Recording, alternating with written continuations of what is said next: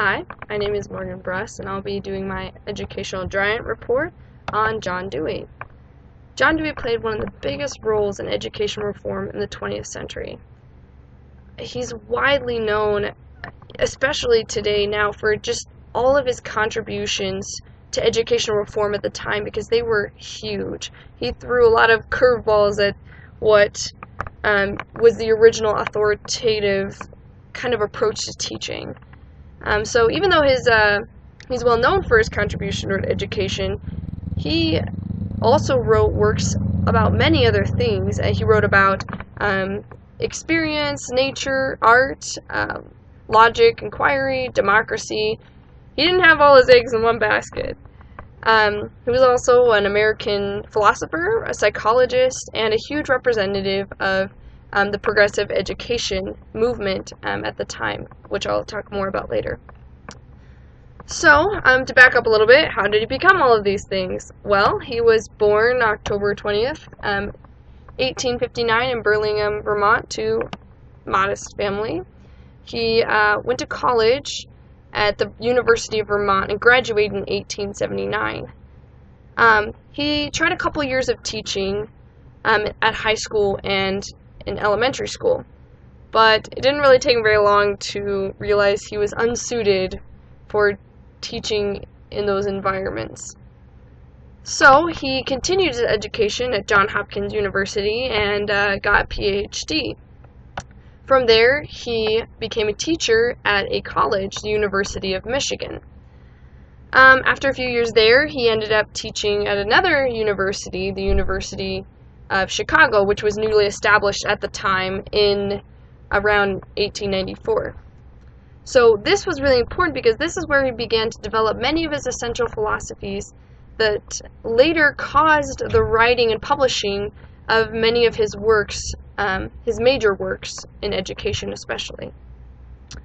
So at this school is when he became familiar with the philosophy of pragmatism and empiricism. His first major work was published because of this, and that was called The School and Social Progress, and he published that in 1899. This same year, he also was elected to be the president of the American Psychological Association.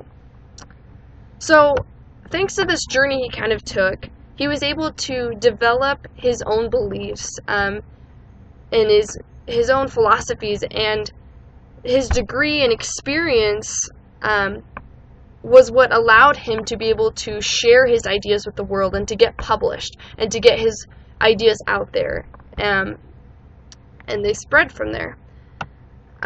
So, one of his foundations for his ideas came from his belief that education must be something students engage in, especially with a focus on experience and thinking and reflection on experience. A quote that I really like by him says, "Give the pupil something to do, not something to learn. And the doing is of such a nature as to demand thinking.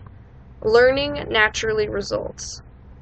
I really like that quote because it just embodies a lot of his big ideas that were so different at the time. So he was able to point out a lot of flaws at this time in the original kind of traditional, strict authoritarian approach at teaching. He just realized that this method, it was too focused on knowledge. It was too focused on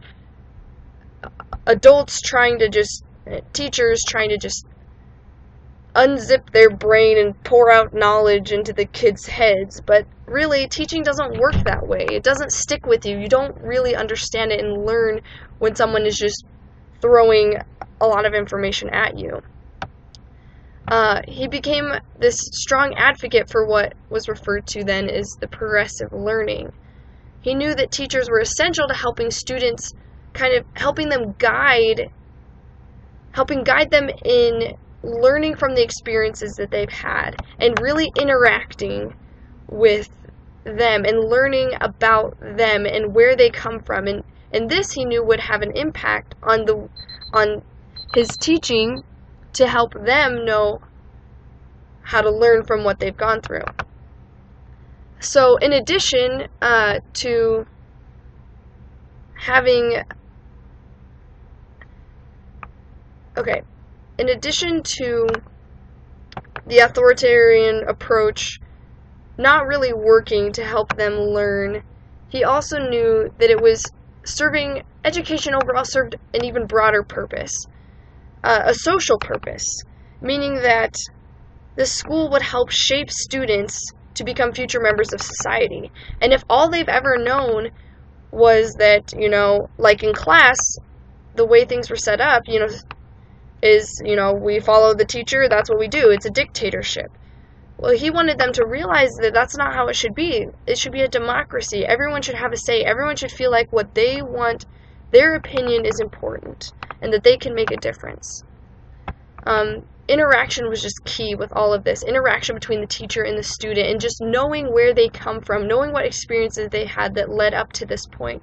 Because the more insight you have about a student, the more you can help direct them, and provide a learning experience that is relatable to them, so that it's more meaningful to them.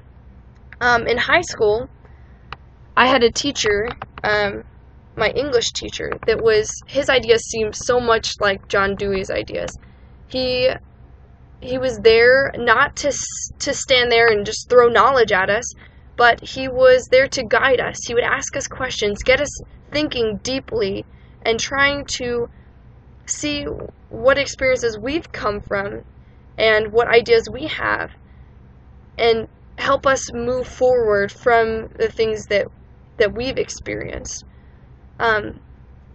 It made a huge difference, his teaching style versus other teachers I've had, because he was so involved in us and where we had come from and our ideas, and we had group discussions weekly about different things we were reading, and it made such a huge difference. It just helped us to realize that he actually cared about our learning, and he made us feel like each of our opinions was important.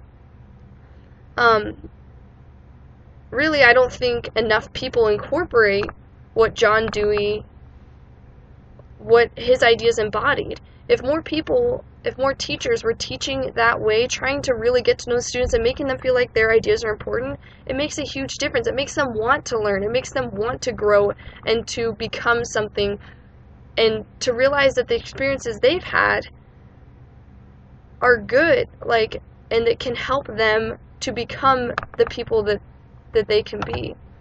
Anyway, this concludes my presentation.